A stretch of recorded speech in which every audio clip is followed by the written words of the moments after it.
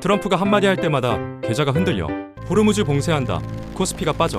휴전한다. 올라가. 다음날 최후 통첩 날린다. 또 빠져. 서킷 브레이커가 한 달에 2번 터졌어.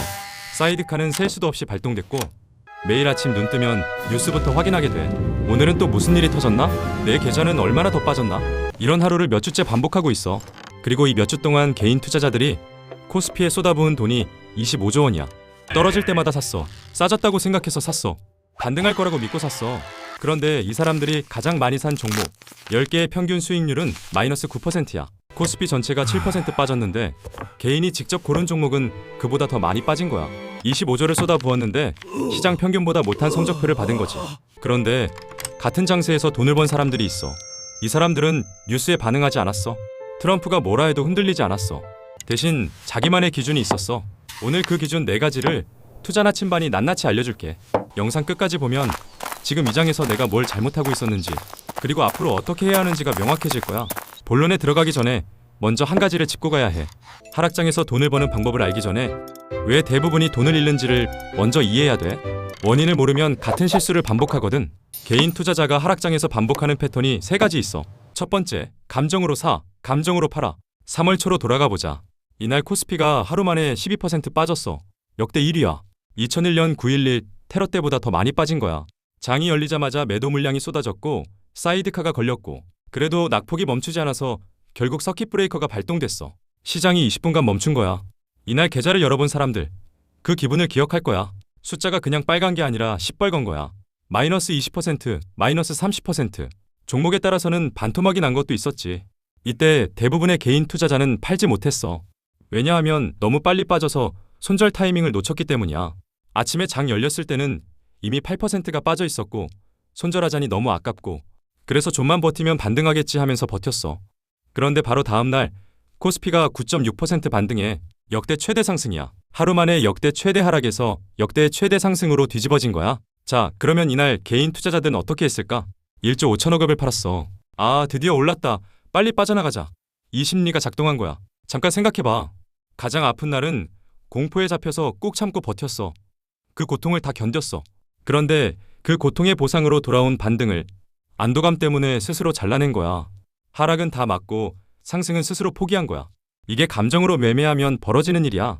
행동재무학에서 이걸 손실회피 편향이라고 해. 사람은 같은 금액이라도 이익보다 손실에 2배 이상 민감하게 반응해.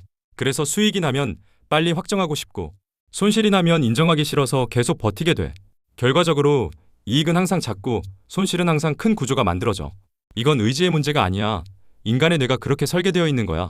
그래서 감정으로 매매하면 뇌의 설계대로 지게 되는 거야. 두 번째, 많이 빠졌으니까 싸다는 착각.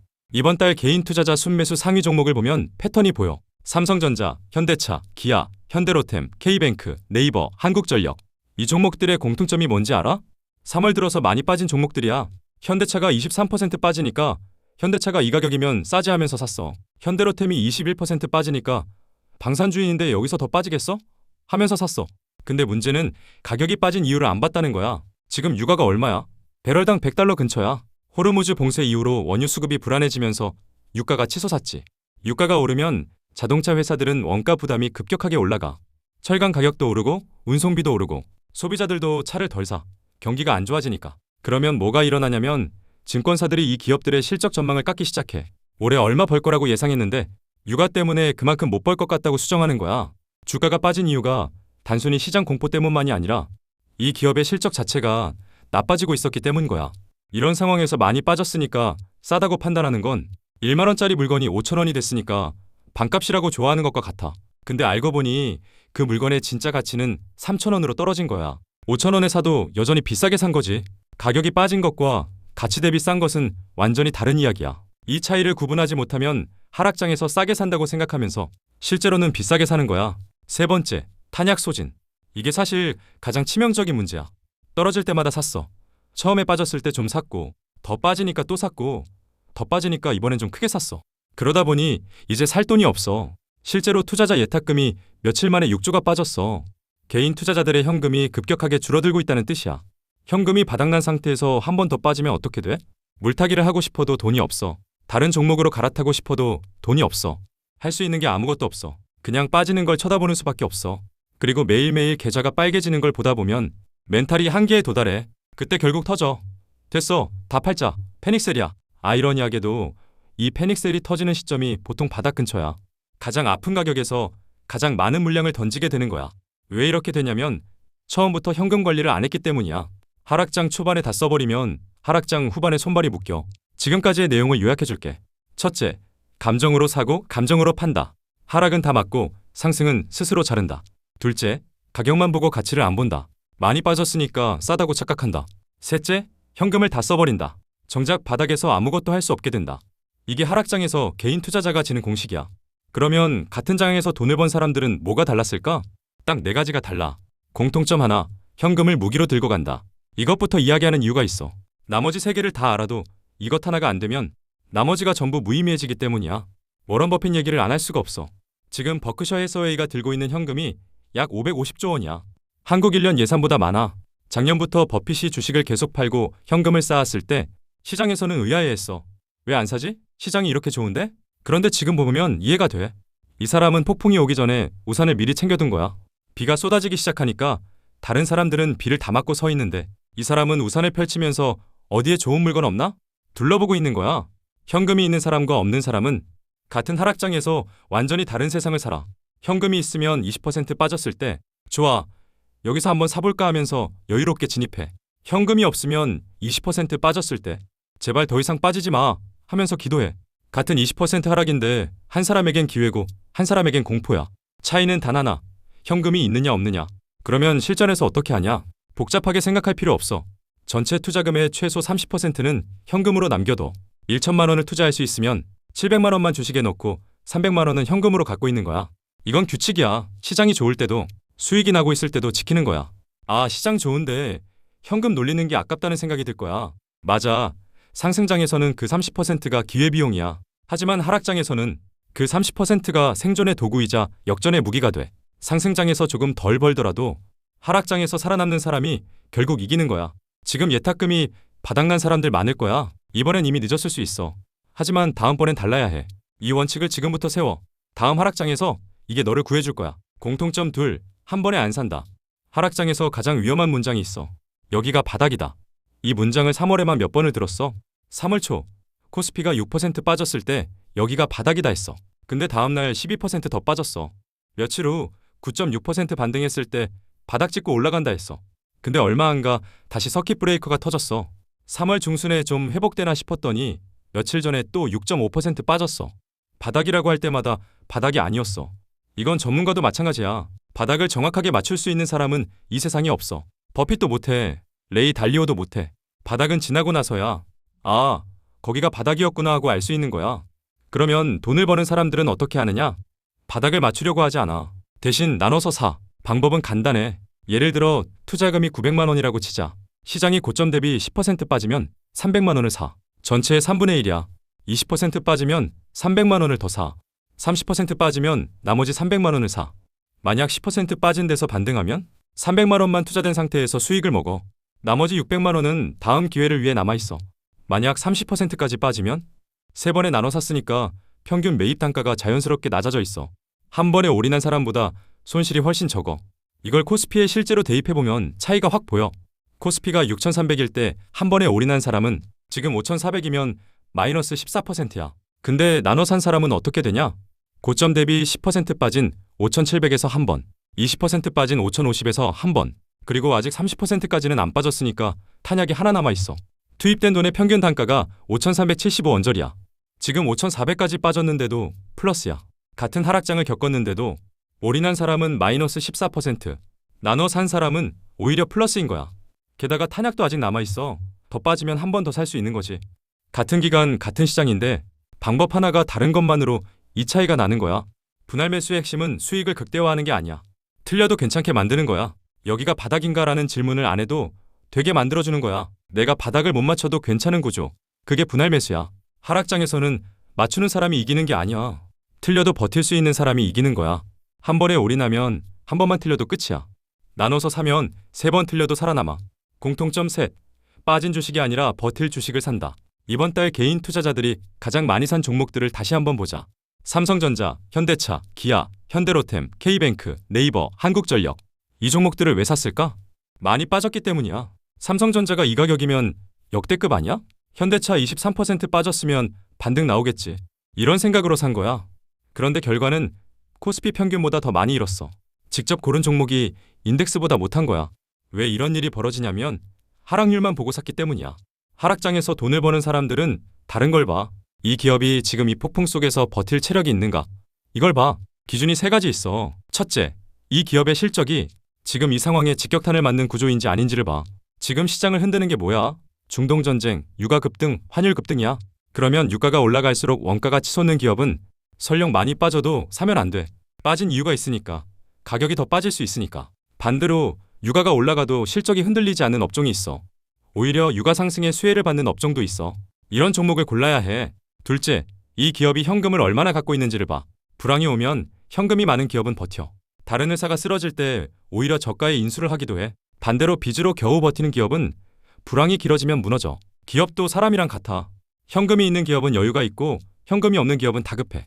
다급한 기업은 위기에 무너져. 셋째, 배당을 봐. 하락장에서 배당 수익률이 높은 종목은 주가가 어느 선 아래로 내려가면 배당만으로도 투자 매력이 생기기 때문에 저절로 매수세가 붙어.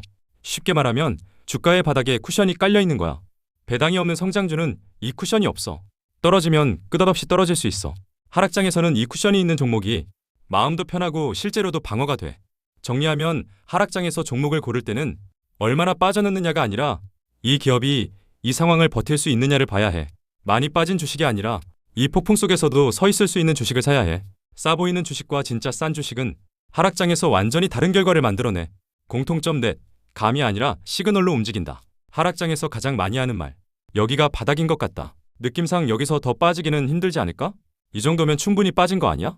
3월 한 달 동안 이 말이 매주 나왔어. 그리고 매주 틀렸어. 사람의 감은 하락장에서 작동하지 않아. 왜냐하면 우리 뇌는 하락장에서 정상적으로 작동하도록 설계되어 있지 않기 때문이야. 공포가 극심한 상황에서 인간의 뇌는 논리적 판단 대신 생존 본능으로 전환돼. 도망치거나 얼어붙거나 싸우거나 이 세 가지 중 하나를 하게 돼. 주식에서 이게 어떻게 나타나냐면 패닉스를 하거나 아무것도 못하고 얼어붙거나 에이 여기가 바닥이야 하면서 무모하게 매수를 하는 거야. 셋 다 논리적 판단이 아니야. 생존 본능이야. 돈을 버는 사람들은 이 생존 본능을 누르고 대신 숫자를 봐. 어떤 숫자를 보느냐? 대표적으로 VIX라는 게 있어. VIX는 시장의 공포 수준을 숫자로 보여주는 지표야. 이 숫자가 20 아래면 시장이 평온한 상태이고 30을 넘으면 불안한 상태이고 40을 넘으면 시장이 극단적인 공포에 빠져 있다는 뜻이야. 역사적으로 VIX가 50에 가까워졌던 시점들을 보면 대부분 바닥 근처였어. 2008년 금융위기 때, 2020년 코로나 때 VIX가 치솟은 뒤에 시장이 반등했어. 이건 감이 아니라 데이터야. CNN에서 매일 발표하는 공포 탐욕 지수라는 것도 있어. 0에서 100 사이 숫자인데 25 아래로 내려가면 극단적 공포 구간이야. 이 구간에 진입했을 때 분할 매수를 시작한 사람은 역사적으로 대부분 수익을 냈어. 그리고 하나 더, 가장 현실적인 시그널이 있어. 외국인 수급이야. 3월 들어서 외국인이 20조 넘게 팔았어. 매일같이 수천억씩 던진 거야. 이 외국인 매도가 멈추는 날, 순매도가 줄어들거나 순매수로 전환되는 날, 그때가 진짜 바닥 근처인 경우가 많아. 왜냐하면 외국인은 대부분 개인과 다르게 감정이 아니라 시스템으로 매매해. 리스크 모델이 더 이상 팔 필요 없다고 판단할 때 매도를 멈추거든. 이 시그널들을 보지 않고 뉴스 헤드라인만 보고 오늘 많이 빠졌으니까 사자 하면 그게 뇌동매매야. 트럼프가 이란에 최후 통첩을 날렸대. 매도. 휴전한다는 소식이 나왔대. 매수. 다시 공습한대. 매도. 이런 식으로 뉴스에 흔들리는 매매를 하면 트럼프의 트위터에 내 계좌를 맡겨놓은 것과 다를 바가 없어. 돈을 버는 사람들은 이렇게 안 해. 뉴스를 보긴 해. 하지만 뉴스 때문에 매매 버튼을 누르지는 않아. 대신 지표를 확인해. 숫자가 바뀌는 걸 확인하고 그때 움직여. 트럼프가 뭐라 하든 뉴스에서 뭐라 하든 숫자가 말해줄 때까지 기다리는 사람이 결국 이겨. 여기까지 네 가지 공통점은 이해가 됐을 거야. 그런데 한 가지 불안이 남아있을 거야. 이번에는 다른 거 아닌가? 이번 전쟁은 진짜 심각한 거 아닌가? 이번엔 진짜 회복 못하는 거 아닌가? 이 불안에 대해서 역사가 대답을 해줘. 1997년 IMF 외환위기. 나라가 망한다고 했어. 금 모으기 운동까지 했어. 코스피가 바닥을 찍었어. 그리고 회복했어. 2008년 글로벌 금융위기. 세계 경제가 무너진다고 했어. 리먼 브라더스가 파산하고 전 세계가 공포에 빠졌어. 코스피가 바닥을 찍었어. 그리고 회복했어. 2020년 코로나. 전 세계가 멈췄어. 사람들이 집 밖에 나가지 못했어. 경제가 완전히 멈출 거라고 했어. 코스피가 바닥을 찍었어. 그리고 회복했어. 2024년 8월 블랙먼데이, 일본발 공포에 전 세계 증시가 하루 만에 폭락했어. 서킷 브레이커가 터졌어. 코스피가 바닥을 찍었어. 그리고 회복했어. 전쟁으로 인한 폭락만 따로 분석한 데이터를 봐도 저점 찍고 한 달 뒤에 평균 6% 올랐고 1년 뒤에는 평균 10% 이상 회복됐어. 역사상 회복하지 않은 폭락은 없었어. 그러면 가만히 들고 있으면 되는 거 아니냐? 라고 생각할 수 있어. 이론적으로는 맞아. 근데 현실에서는 대부분이 가만히 못 있어. 아까 말했잖아. 3월 초 역대 최대 반등이 온 날 개인 투자자들이 1조 5천억을 팔았어. 그 고통스러운 하락을 다 견뎠으면서 정작 반등이 왔을 때 팔아버린 거야. 회복의 수익은 끝까지 버틴 사람만 가져가. 그리고 끝까지 버티려면 아까 말한 4가지가 돼 있어야 해. 현금이 있어야 이것도 지나가겠지 하면서 여유를 가질 수 있어. 분할 매수를 해둬야 아직 탄약이 남아있으니 괜찮다 하면서 버틸 수 있어. 버틸 수 있는 종목을 골라야 중간에 종목이 무너지는 공포를 안 겪어. 시그널을 보고 움직여야 뉴스에 흔들리지 않고 기다릴 수 있어. 4가지가 다 갖춰져 있어야 끝까지 버틴다는 게 가능해져. 폭락은 반드시 끝나. 하지만 모든 투자자가 회복의 과실을 따먹는 건 아니야. 차이는 폭락 중에 내가 뭘 했느냐에 있어. 이제 오늘의 마무리를 해볼까? 하락장에서 돈을 버는 사람들의 공통점 4가지. 첫째, 현금을 무기로 들고 가. 하락이 오기 전에 이미 준비되어 있는 사람이야. 둘째, 한 번에 안 사. 바닥을 맞추는 게 아니라 틀려도 괜찮은 구조를 만들어 놓는 사람이야. 셋째, 싼 주식이 아니라 강한 주식을 사. 하락률이 아니라 이 기업이 버틸 수 있느냐를 기준으로 고르는 사람이야. 넷째, 감이 아니라 시그널로 움직여. 트럼프 한마디에 흔들리는 게 아니라 숫자가 바뀔 때까지 기다리는 사람이야. 지금 이 장이 힘들다는 거 알아? 매일 아침 뉴스 열기가 두렵다는 것도 알아. 계좌가 빨간 숫자로 가득한 게 밤에 잠이 안 올 만큼 괴롭다는 것도 알아. 하지만 이 하락장은 반드시 끝나. 끝났을 때 내 계좌에 뭐가 남아있느냐? 그건 지금 내가 어떻게 하느냐에 달려있어. 오늘 말한 4가지. 지금 당장 본인 계좌에 대입해서 하나씩 점검해봐. 다음 영상에서도 유익한 투자 인사이트 소개해줄게. 오늘의 영상이 재미있었다면 투자 나침반 구독과 좋아요 부탁해.